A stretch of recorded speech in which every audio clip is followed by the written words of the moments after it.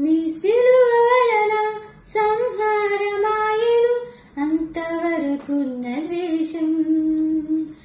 నీ సిలువ వలన సంహారమాయెను అంతవరకున్న ద్వేషం.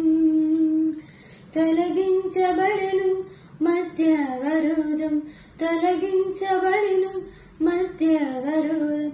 చేసితివి ఉభయులను ఏకం, చేసితివి ఉభయులను ఏకం.